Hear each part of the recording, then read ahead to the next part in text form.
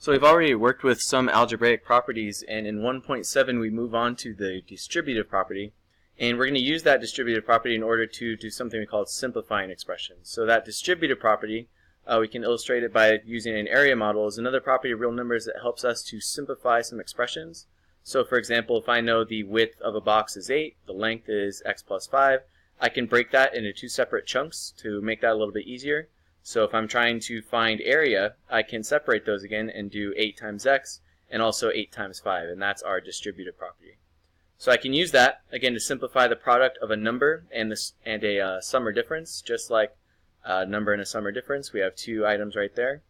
So with that distributive property, if I use any real numbers, so a, b, and c could be any numbers that we're using, I could write it a few different ways. So I could write the number on the outside of parentheses first, so a times the quantity b plus c. What happens, basically, you can imagine as the a applies to the b and also the a applies to the c. So I multiply a times b and also a times c, ab plus ac. I can put my number after my parentheses, and it works the same way. So I can do b times a and also c times a, making sure that I add those. I can use subtraction, so again, number in front, a times b and then a times a negative c, so ab minus ac. And I can put that number after again. So b times a and also negative c times a is negative ca. So if I want to look at those with some examples, again, it works with our numbers as well, and we can use that to simplify expressions. Let's do that with some practice. So again, this is if I have addition and a number in front, I can write 5 times x and then 5 times 7, making sure to add those. I get 5x plus 35. That's my simplest form. Same thing if I have a 12, and if I'm using subtraction, I can do 12 times the first number, 3, and also I have that minus, and then 12 times 1 6. So if I simplify those, 36, 12 times 1 6 is 2, 36 minus 2 comes to 34. That's my simplest form.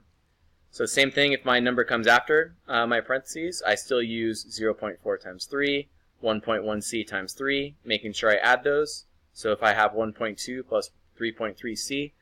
Usually what you want to do is put your variable terms in front, so I just kind of reordered that to write 3.3c plus 1.2.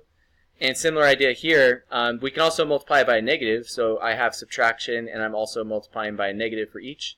So 2y times negative y, also negative 1 times negative y. If I simplify that, remember negative times a positive is negative, and negative times another negative, that's going to be positive. So make sure we can put that in our simplest form. We can also recall from earlier that a fraction bar can act as a grouping symbol. A fraction bar indicates division, so any fraction that I write a over b can also be written as, and this is kind of leaving it out, should be a times 1 over b. So I can use that fact and also my distributive property to rewrite some fractions as those sums or differences. So if I have, in this first example, 4x minus 16 as the numerator, and then they both are divided by 3, again, both divided by 3 means that it applies to each. So I can take 4x, divide that by 3, and subtract 16 divided by 3. Same thing for number 2. I can take the 11, divide that by 6, so leave that as a separate fraction, and then add 3x over 6.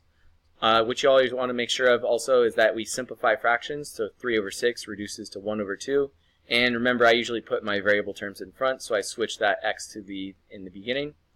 Same idea with number 3, so 15 over 12 and 6x over 12. Remember, I separate those with addition in between, making sure to simplify both fractions.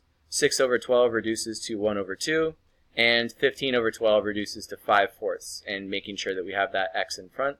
And last question, 4 minus 2x over 8. I can separate that again, so 4 over 8 and then minus 2x over 8. I can simplify the x first, so 2 over 8 reduces to 1/4, and remember that was negative.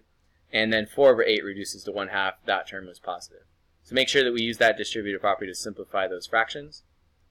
Multiplication property of negative 1, we used this a little bit earlier. If we recall, that means that any number that I multiply times negative 1 becomes the opposite of that number. So simplify an expression with a negative in front, it basically just becomes the opposite of that expression. So if I have a positive x and a positive 6 inside of parentheses, that becomes negative x minus 6 if I put a negative in front. So let's see what that looks like with some more examples. Scrolling up to the top here. What's the simplified form of our expression? So again, if I have a negative in front, positive a, positive 5 becomes negative a, negative 5. Next example, if I have the x that's originally negative, remember the negative of a negative is going to be positive, so the x changes sign, that's going to be positive. 31 also changes sign to become negative. So a good way to think of this is just change the sign inside the parentheses. 4x was positive, now it's negative. The negative 12 was negative, I change that to a positive. Same idea with the last one, 6m becomes negative, the negative 9n becomes positive. So make sure you use that negative sign to switch your sign of that original number. So we can use the distributive property to make calculations that use decimals or fractions, so think word problems. Some numbers can be thought of as simple sums or differences. And when we use that in the next example, Julia commutes to work on the train 4 times every week. Round trip ticket costs $7.25. What's her weekly cost for tickets? So it says to use mental math, but I'm kind of writing out my steps here that we would think about this in our head. So if I'm doing 4 trips of $7.25 each for a round trip, I have 4 times 7, so basically just calculate the dollars first, and then 4 times the 25 cents, think of that as having 4 quarters. So if I combine the dollar amounts, 4 times 7 is 28, and then if I have 4 quarters, I have another dollar. That makes it a little bit easier to multiply in our head and get $29 total. So I can simplify that algebraic expression by not combing, but combining. This should be combining the parts of the expression that are alike. In an algebraic expression, we call these few specific definitions. A term is any number, variable, or the product of a number or one or more variables. So going down to our algebraic expression here, it looks like we have terms. So again, 6a squared, negative 5ab, 3b, and negative 12. Anything separated by subtraction or addition, those are separate terms. Notice we have 4 terms in this expression. We also have a constant if it's a term that has no variable attached to it. So there's only one constant here, that's your negative 12. That's a term that comes at the end usually, doesn't have a variable attached. A coefficient is a numerical factor of a term, so that means that it's going to be the number that comes in front of a few variables. So if I have 6a squared, 6 is the coefficient, negative 5ab, negative 5 is the coefficient, 3b, 3 is the coefficient. So if I have a product of some variables, if I look at that number in front, that's the coefficient. So I can use that to rewrite as sums to identify these parts of an expression. So again, if I separate those all out with addition, subtraction, I could see each term separately. So let's look at that algebraic term. We also have another definition. So again, we have those coefficients that we pointed out, 6, negative 5, and 3 from that example above. Negative 12, remember, was the constant. We can also talk about like terms. Like terms have same variable factors. So to find like terms, we have to compare the factors of our terms. And we see it in this box below. So again, I'm talking about variables here. So if I look for my first 2 terms, 7a and negative 3a, both of those use variable factors of a. So yep, those are like terms. Next example, negative 4x squared and 12x squared. They each use the variable factor x squared, so those are like terms. Next example uses 6ab and negative 2a, but since one uses a times b and the other term just uses a, those are not like terms because those are not the same variable factors. Again, this term has ab as a product. This is just a by itself. Next example, we have xy squared and x squared y. And even though they use the same variables, x and y, we also need the degrees to match. So if I have y to the second power, but x to the second power in the next one, if my powers aren't the same, those aren't going to be like terms. So if I look at an algebraic expression in simplest form, that should mean it has no like terms or parentheses or think any kind of grouping symbols left. So a question that starts out not simplified that might ask you to simplify it, I could write 2 times the quantity a plus b plus 3a. Notice it has like terms with the a terms, and it also has 2 that I could use the distributive property with. So if I want to simplify that, the first step is to combine those like terms. So if I had a and 3a, I add those together to make 4a. And now to get rid of this parentheses, so get rid of the grouping symbol, I can use the distributive property. So 2 times 4a and also 2 times b, I get 8a plus 2b. See that with some more problems here on the back. To find the simplified form, again, these are like terms. They both have a factor of y, so that just becomes 2y. My next example, I use mn to the 4th, mn to the 4th. Those are like terms, so I can take negative 7 minus 5 and get negative 12 for a coefficient. My next example only has one pair of like terms. Notice this middle term, doesn't match with our correct exponents, so I don't have the right number of powers here. Instead, I can combine 7 with another like term at the end to make 8, y to the third z, but then I just have to leave that other term in there, so minus 6 y z to the third. And in our last example there, 8x squared minus 2x to the fourth minus 2x plus 2 plus xy. A lot of stuff there, but notice that there's actually no like terms. None of our variable terms are the same, and we also just have one constant. So the thing that you do want to do is reorder them in terms of the highest power first. So x to the fourth, there's 4 powers, want to put this term first. Then you want to go to the next highest power, so 8x squared. Xy, I can put after that, then negative 2x, then 2. But again, nothing was able to be combined because there are no like terms here. So let's look in our lesson summary. Again, I'll just kind of show these up here for a second, and you can check and compare. And we'll look at 1.8. So just a moment so you guys can see some of those answers, check some of your work that way. So moving on to 1.8, and you can kind of look at our little word problem scenario and just kind of imagine that we could make what we call an equation to represent that scenario from the word problem. So you guys have that scenario in front of you with that animal shelter, and to try to basically guess what week they're going to reach their goal, or to come up to that conclusion, we can make an equation. So an equation, that's a mathematical sentence which uses our equal sign. And we've probably seen that equal sign before. We can use an equation to represent the relationship between two quantities that have the same value. First I put equal there, but again, if it's an equation, probably going to have to be equal either way.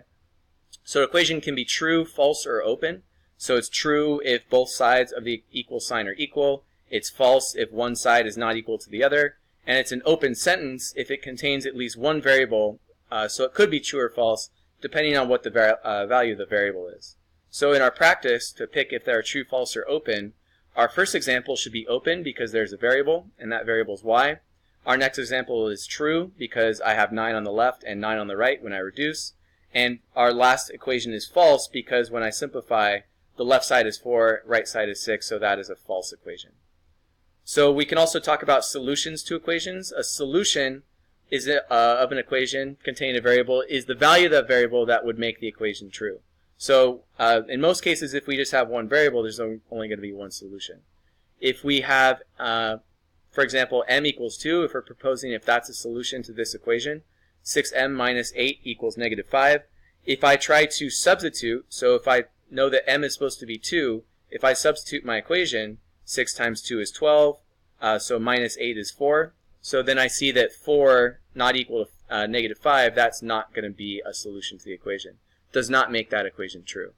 So looking onto our last page here, we can also use word problems with our equations. And when we have a word problem, you're looking for the word is to find the equal sign. So in our example at the top here, the length of a ball court at the Mayan ruins of Chichen Itza, Mexico is 14 times the height of its walls. And again, I underlined some important parts that I think we're going to need in this question. Length and height, and the word is, and the connection between the two, 14 times. So to make that equation, to find the height of a scale model that has a length of 49 centimeters, first thing we want to do is define our variables. So if I use capital L for length and lowercase h for height, again, probably not a good idea to use lowercase l because it looks like a 1.